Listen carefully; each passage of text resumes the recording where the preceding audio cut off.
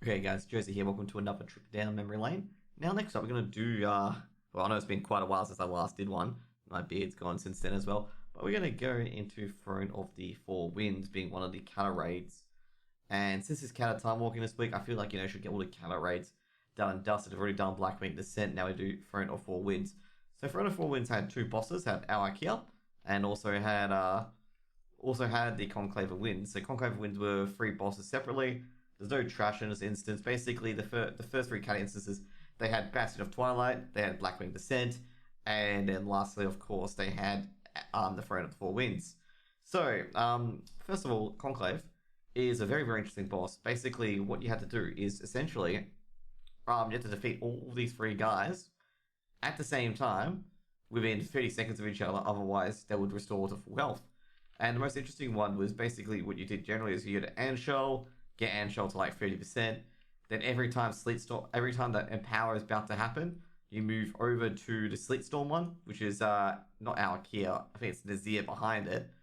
And you move to him to soak up a Sleet Storm. Basically, Sleet Storm is basically more people soaking it, means basically the less damage is dealt to everyone else. And then you pop Loss and DPS it down.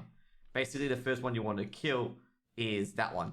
Basically, after that, you want to go to Rawhash, like you send all the range DPS to Roshan down there, and he's DPS by range DPS as melee can't DPS him, otherwise melee will die as melee stand on Nazir. So basically, what happens? You go between the Nazir and Anshel, make sure Anshel's close to 0%, and then basically go around killing them one by one by one. So yes, let's get this started up. Anshel's a nature one, which has a like a revive ability, not revive ability, healing ability, and he constantly spawns ads. So you basically have to have the melee go from one side to go to another side and vice versa.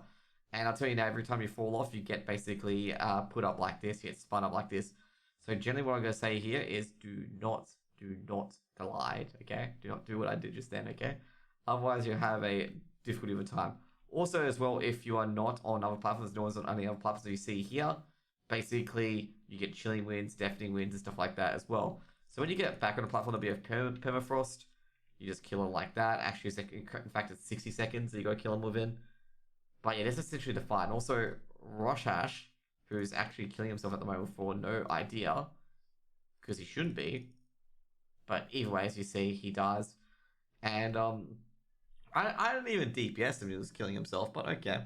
So, essentially, Rawhash was really for range DPS, because you had to dodge the Wind Blast as well. And also, he had very, very anti-melee mechanics as well. The melee would go between this boss and Anshel as well, as the Frost stack got higher and higher. And I continually do this over and over again. And when Sleet Storm's coming in, everyone would jump to these platforms. When they're empowered, you can't switch platforms. So if you wanted to switch to, the Anshel's platform, you have to wait for unempowered to happen. Basically, these are all deactivated when you get empowered. Essentially, as well, this is one of the most strangest dungeons where basically you have enchants on this gear. Like formerly had enchants on this gear, like of the fire flash and stuff like that. They've changed it obviously, but in Kata they had, used to be random stats on these with socket, and they used some certain stats used to be the best in sort stats. So after you kill Conclave of Wind, basically you get a new wind tunnel to go to our Kia. So our Kia is an interesting sort of boss fight. So the first phase of our Kia is basically you're fighting our Kia. Then at 70%, you have to get our Kia 70% very, very quickly. Otherwise, you'll wipe due to not having enough room on the platform because of the lightning strikes and stuff like that linger around. Then next one, you get Acid Rain. And basically, you have to kill the ads as Acid Rain gets more and more damaging, as you can see here in the abilities. And you have to kill Stormlings as well. And this is the hard part about Stormlings as well, is that you have to kill them one at a time, but you can't kill them at the same time because they will do a fuck ton of damage to everyone, okay? But also at the same time, they also stack a stacking debuff on Alakia. So essentially, you want to kill them one by one and keep feedback on Alakia. And basically, this is how you get the phase done quicker, is by putting more feedback on Alakia. Also, you still have to dodge scroll lines. Scroll lines are still the biggest pain in this fight. And most often, the deaths of people as well. Because you get caught in a scroll line, you're most likely dead. Now, the main reason why there'll be no room is generally because of Lightning Strike here. So if you guys see here, Lightning Strike will do a lot of damage and will crowd up a lot of the area. There's also basically other stuff as well, which chains, which is like the static shock, which means you range have to be outside. I think it's electrocute as well. That basically,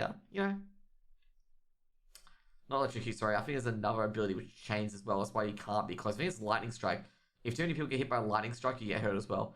Then afterwards as well, you basically at 25%, you get thrown in the air where you can fly up and down, and you have to dodge lightning rod. You also have to dodge lightning as well.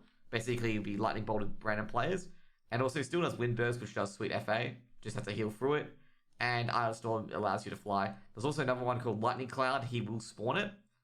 So basically, he will spawn it with Lightning Rod. You fly away from people. With Lightning Cloud, you basically fly up or down, depending on where the Lightning Cloud is. But anyways, let's go and kill him, okay? The memories I have on this boss as well is mainly this part where you get to fly around. And also the funny thing is that if you hit like any of the outside things, so you can jump off a kill's platform by going backwards. You can accidentally fly off back to the Conclave area when you kill the boss. And of course, Alky has a similar loot system as well. Basically, like these things here would have specific oh, I got a pet as well. Would have specific enchants on it, and you know that basically the best in slot items would come from this place essentially. Basically, you get the epic fire flash one or anything like that, and also the net cannon as well. Also, you can get a mount from this boss, which I've already got as well. And I think it's the South Wind, I believe. I'm not sure what mount you can get from this boss.